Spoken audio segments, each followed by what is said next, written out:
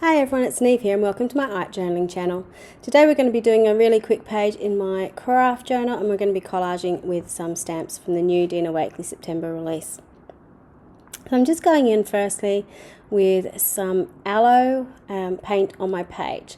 So I'm just putting on fairly lightly using a credit card to sort of scrape it out across the page. And the reason I'm doing this is because I wanted to use some gloss sprays on the background. But if you use the gloss sprays directly onto the craft paper, they're going to sink into the craft.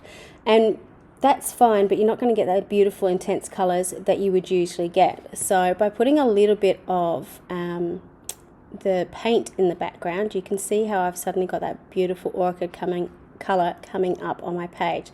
The other interesting thing that you'll see on the page is I did a little bit of stamping in the background with a really light grey ink pad, and it's an archival ink, which is a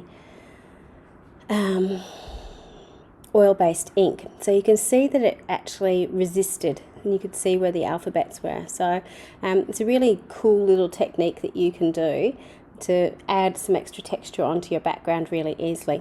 So now I'm using one of the new mask sets called Growing Things, I think. And I'm just going through, I went through with the Sage gloss spray first, just to get a little bit of a shadow on it, and then I'm going in with my lime and evergreen paints and just sort of making leafy patterns in the background. So once I've done that, then I'm going to do a little bit of stamping. So this is the new sketched bird set from Dina Wakley, and I'm just stamping onto some paper. But I had an interesting discovery with this paper. This is digital satin paper. I think I got it from Officeworks. So it's really quite thin. It's stamped beautifully. I was really impressed with how it's stamped.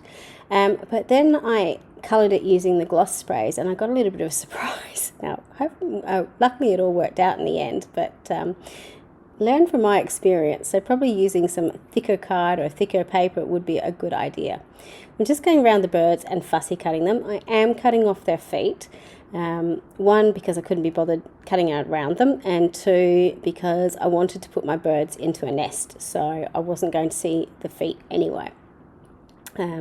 Plus I figured that, you know, the feet are fairly simple. I could probably draw them myself. So I'm going in and spraying it with my gloss spray, and look what happened.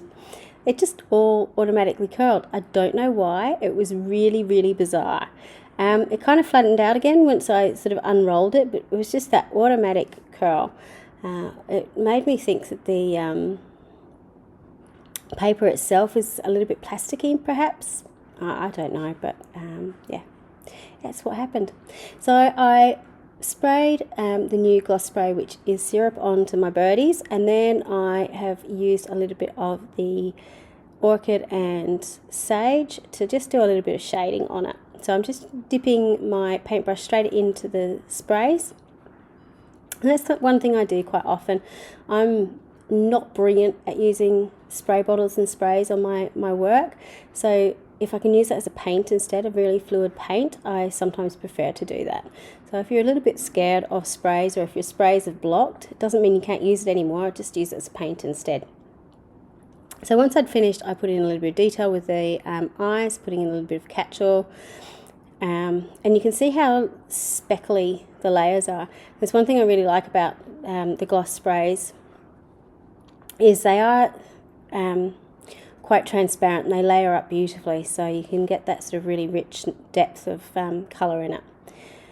So I'm just putting my collaged images together, my stamped images together in a little collage, which I really like. So I've got my little birdie sitting in my nest. Probably need to have something to ground it.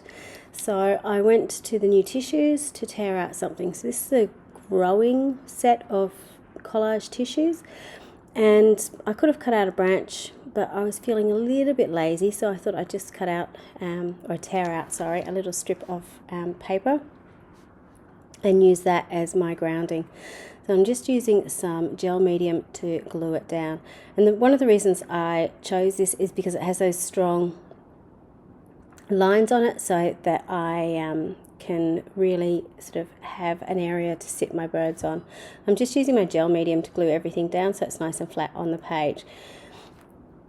One of the things for those people who haven't used the gloss sprays before is they're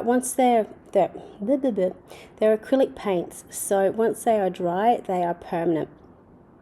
So for example, if I'd done these with, say, the oxide sprays or the dilution sprays, they are water reactive sprays, so if I put water over the top of them they would bleed and wick out.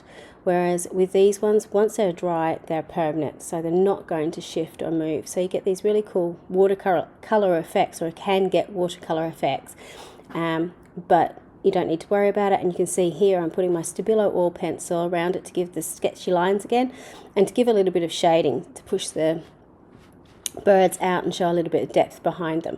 So if that was a water reactive dye, for example, I wouldn't be able to do that over the top. So once I finish putting in all my shading, which I really quite liked on these, I am going to probably do a little bit of splatter, am I? No, I'm going to find a stamp.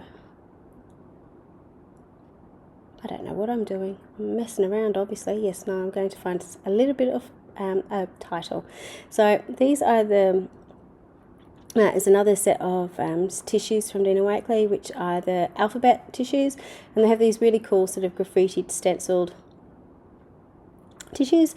When you are gluing them down, be a little bit more gentle than I am. You can see I'm really sort of rubbing it in, which is fine, but you can sometimes take it back off the page again, which is probably not what you want to do. But it works okay. The final thing I did was put some speckle over the top, which kind of helps tie everything together, and it gives those beautiful little spots back to the birds, which I really like. So this is the final piece. You can see the close-up of all those layers. You can see how you can get the depth from the shading. You can still see the texture in the background as well from those gloss sprays being sprayed onto the page. So I hope you have a little bit of play with this. Obviously you can use any images to do exactly the same. It doesn't have to be little birdies. It could be flowers, anything you can think of, a figure or something else.